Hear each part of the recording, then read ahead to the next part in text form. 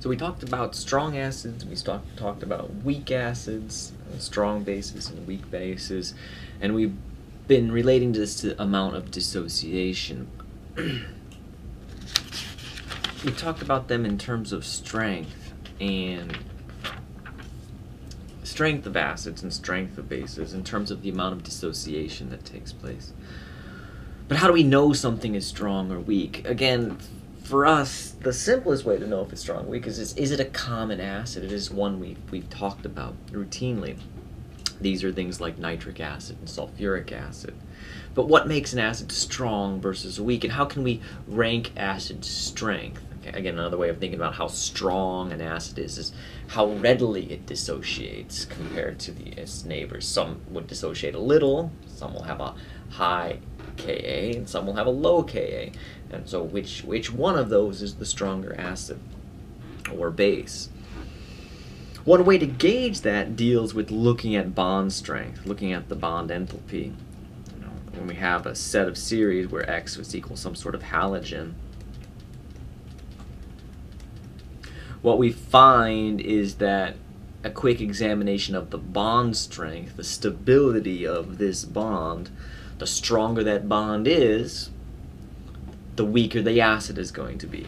So the bond strength correlates to how stable that molecule is as HX. When you dissolve it in water, though, that proton becomes hydrated, and so does the anion. These become dissolved in water, and they become coordinated to water molecules, and so they become, rather than the anions, they become aqueous species. So, in looking at the simple halo acids, those derived from the halogens, the hydrohalo acids, we can basically rank them based upon size, where increasing bond strength, or in terms of just plain old strength, it would be something like HI would trump HBr, trump HF, HCl, and lastly HF. Now it turns out of these are all strong. The only one that's weak is HF. Now, in reality, this is a lie. HF is actually a fairly strong acid, but only in non-aqueous media. All right, so for us, we can care about it as being a weak acid.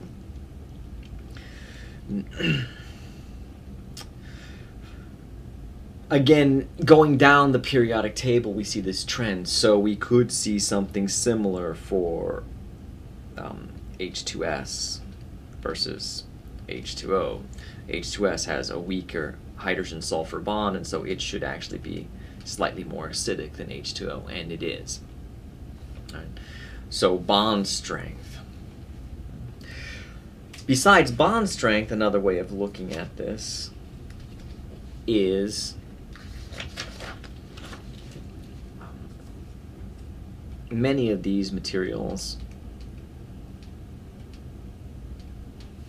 are polyoxoanions. These oxyanions, oxoacids, like H2SO4, etc., within the same family, where they all share the sulfur, a quick gauge of the strength is based on the number of oxygens. Let's take a look at an example. NO3 minus versus NO2 minus. The acid formed from the nitrate anion, HNO3, is a strong acid, whereas that from the nitrite ion is a weak acid.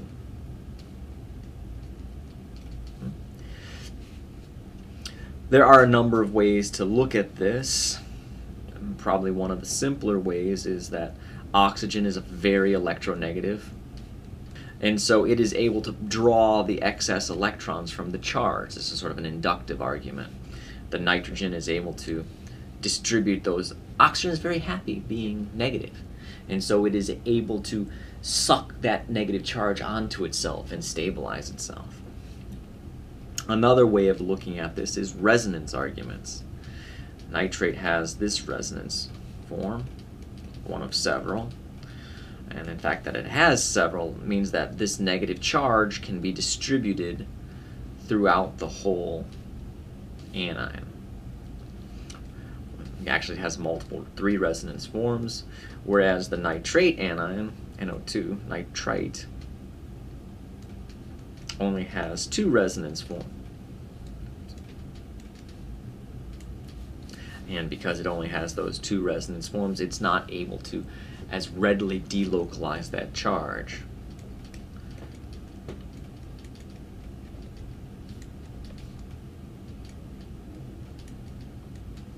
So the more readily it can delocalize the charge, the more stabilizing the anion is. The same is true with we could make similar arguments with things like sulfate versus sulfite. But the quick and dirty argument is the number of oxygens. I mean, we can actually see this very nicely in the perchlorates and the perchloric acid. So perchloric acid, HClO4, versus chlorous acid, chloric acid versus chlorous acid. Oh, this is incredibly, so this is hypochloric acid, hypochlorous acid, and it should be a weak acid, whereas this would be strong acid. We can also, in a general term, look at whether or not materials are acidic or basic based upon their nature. We've talked about 2 different types of acids up to this point, what we call the areneous acids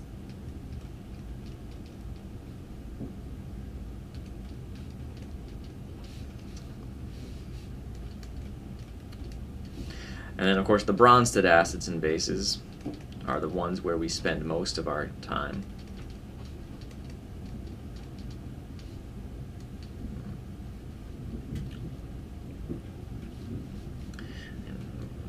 Where we look at it with respect to transfer of protons.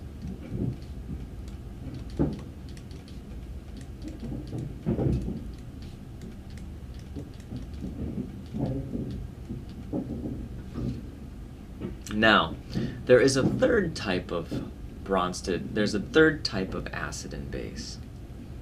There's a third type of acid and base, which we call a Lewis acid or base.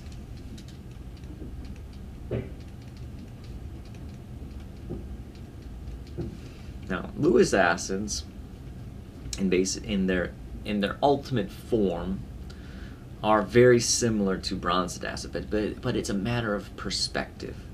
So rather than looking at the protons being transferred, what we look at is lone pairs. This is the donation of lone pairs, or the acceptance of lone pairs.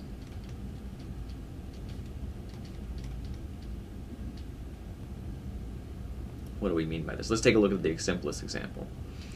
We have an H+ species interacting with water.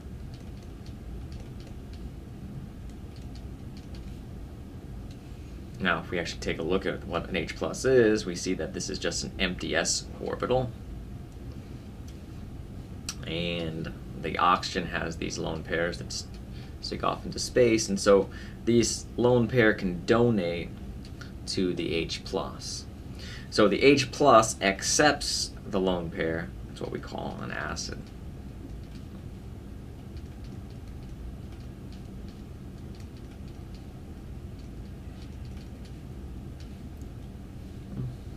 Whereas the base donates the lone pair. The Lewis base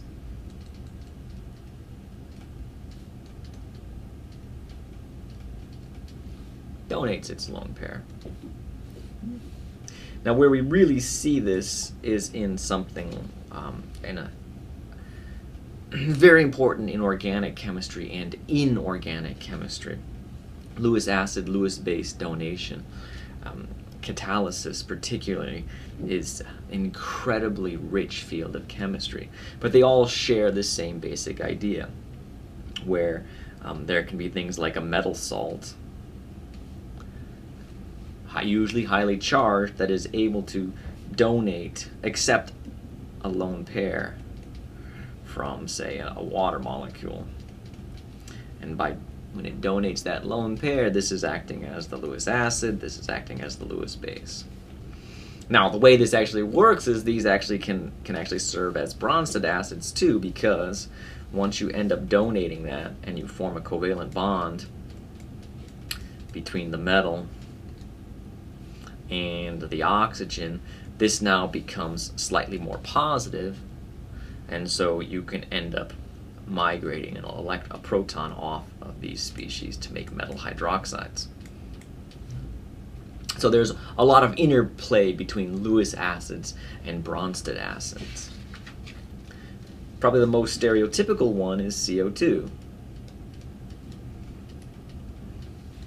CO2 we don't think of as, doesn't look like our typical acid, but CO2 will react with water, where the lone pairs on the water donate into the carbon, and you end up with a very similar situation, and you end up making H2CO3, which we know is carbonic acid. And this is why most natural waters in the presence of CO2 are very low pH, like about pH 5.4, because dissolved CO2 creates carbonic acid, and the carbonic acid is a weak acid. It is able to dissociate in the presence of water to make bicarbonate and H+, which we really know is actually H3O+. So that's a quick description of Lewis acids, another type of acid to add to your lexicon. And so be prepared to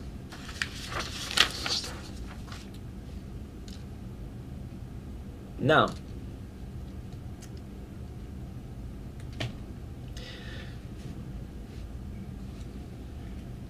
So we talked about metal salts. Sometimes they can act as acids, but certain metals can also act as bases. Huh? What? So we can actually take a look at the periodic table and start to get a feeling for what happens with metal salts, whether they're acting as acids or bases. And the metal salts themselves metals usually only act, they're either non-reactive or they're slightly act as Lewis acids. And usually the criteria for a Lewis acid is that the metals are small ions. They make very small, very, very high charge. This is things like aluminum and the like. They can act as Lewis acids very readily. We can also look at these in terms of the trends of the oxides. And so with some things, materials, metal oxides, particularly those on the left half of the periodic table, these have a tendency to be basic. These metal oxides will react with water to form hydroxides. Classic is something like sodium hydroxide, Na2O, will react with water to form NaOH. Whereas those on this side of the tends to be covalently. These are more ionic. Whereas the metals or the materials from the other side of the periodic table have a tendency to be more covalent.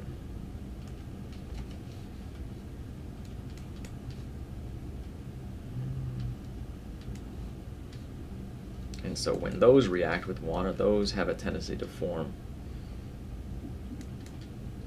oxoacids.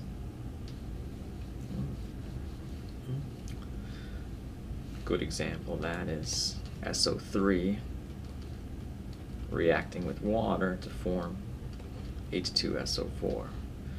Again, like carbonate, this material is a strong Lewis acid. and it interacts with the water, undergoes a covalent bond structure, forms a coordinate compound, H2SO4. So this becomes a strong acid. And of course, there are these nonmetals that sort of bridge, where these are basic, these are acidic. Those metals that sort of bridge the two gaps have a tendency to have properties of both, and these are what we call amphoteric oxides. So looking at where they are on the periodic table, you should be able to figure out whether or not this would be an acid or a basic oxide. And again, we can go by the general rule of thumb with our ionic compounds. Most of our ionic compounds, those that are truly ionic, usually would form bases, and those that are more covalent have a tendency to form acids.